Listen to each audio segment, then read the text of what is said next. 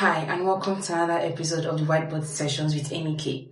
So we're going to get right into it. Today we're going to be talking about how we create our own reality.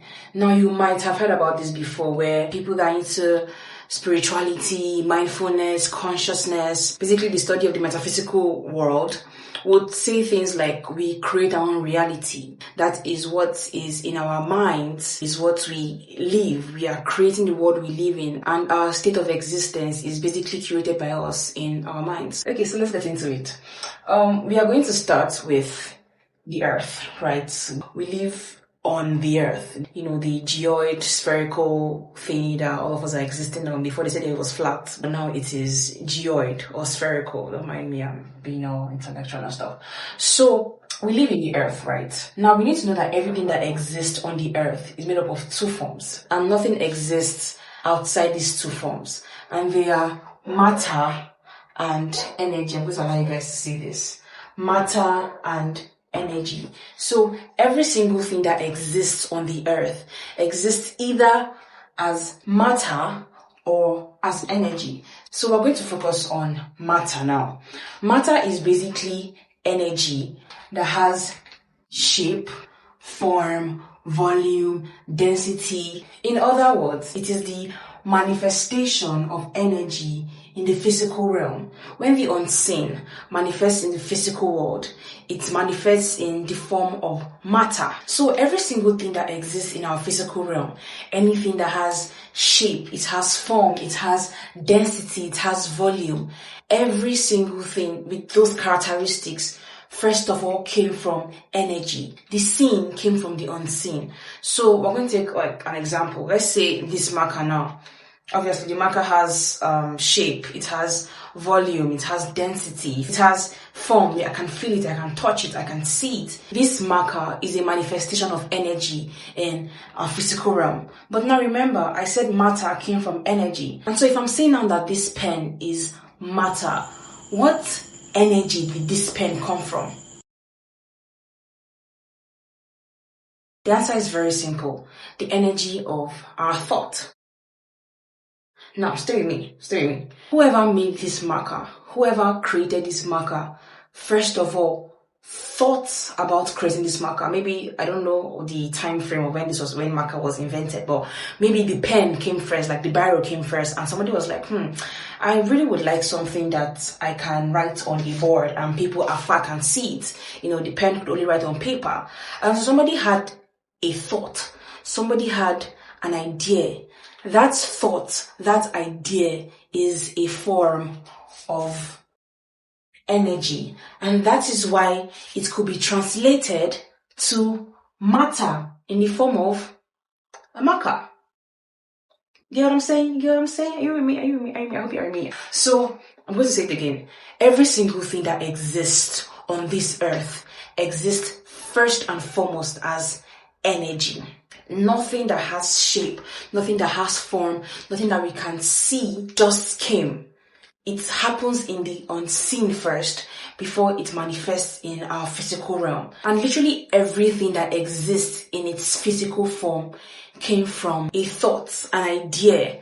That thought, an idea, is a form of energy. I'm using an iPhone right now to record this video. That was Steve Jobs' thought. Bill Gates thought, why don't we make this computer thing more accessible to everybody? Why don't we make it something of common use? And then boom, the personal computer came along. Henry Ford was like, why don't we stop using animals for transportation?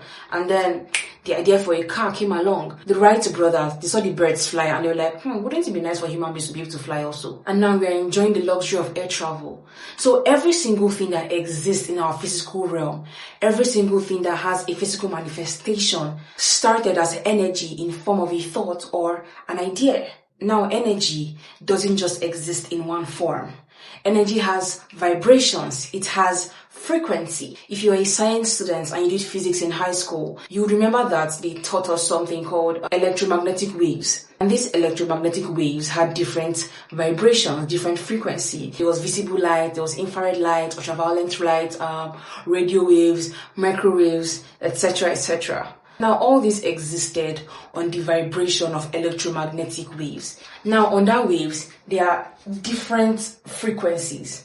right? So energy has vibration, and with those vibrations come different frequencies. If you watch Avatar: The Last Airbender, you remember that Aang, he had this special whistle that he would use to call Appa, his flying bison. The sound from that whistle existed on a different auditory vibration than what we human beings can accept. So only the flying bison, only Appa could hear the sound from that whistle, but we human beings could not hear it. That is exactly how energy works. Energy has different vibrations with different frequencies. If you listen to the radio very well, you know that, okay, we'd have FM 95.1 Wazobia FM, then there's 95.1, 95.2, 95.3, 95.4, like that.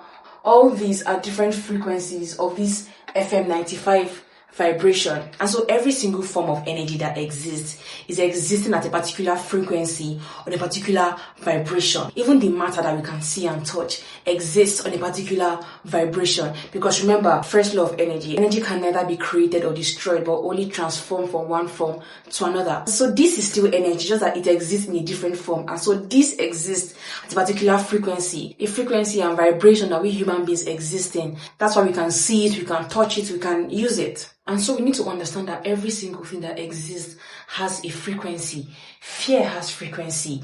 Success has frequency. Wealth has a frequency. Poverty has a frequency. Innovation has its own frequency. Every single thing that exists in this earth has a frequency. Sadness has a frequency. Happiness has a frequency. It's why people would always say that, oh, the rich gets richer. Because when you exist on a particular vibration, in a particular frequency, you start attracting things that are also in that same frequency. Say I exist on the frequency of success, on the frequency of wealth, I will keep attracting things that would validate that frequency I am on, that will validate me having success, me having wealth, me having riches. Or if I exist on the frequency of sadness, I will keep attracting things that would validate my sadness, that would make it a state of mind for me, that would really allow me to settle into that sadness. I will keep attracting those kind of things, attracting people, attracting experiences that are on the same level of that sadness that I am existing in. But what do we use to get into the different frequencies? It's very simple. Our mind, I hope you can see me. Our mind is the hub of creation. Everything that exists in our life, everything that will be manifested in our physical reality, first of all, gets manifested in our mind. If you watch a lot of motivational content, a lot of inspirational content on business, etc., they'll tell you one thing. They'll be like, get your mindset right. Get your mentality right, because every single thing starts on the mind. You enter a particular vibration first and foremost from your mind. This is the tool that God gave us to create for ourselves. And so for every vibration that you find yourself in, it first of all starts in your mind. Someone that is very unhappy, it starts from the mind. Oh, I'm so this one, I'm so that, nothing ever good is going to happen to me. And so your mind starts attracting things that will reinforce that state of mind, that already existing frequency or already existing vibration you are on. Your mind will begin to magnetize itself with those things that would enforce that existing state that you are already in. The Bible said, as a man thinketh, so he is.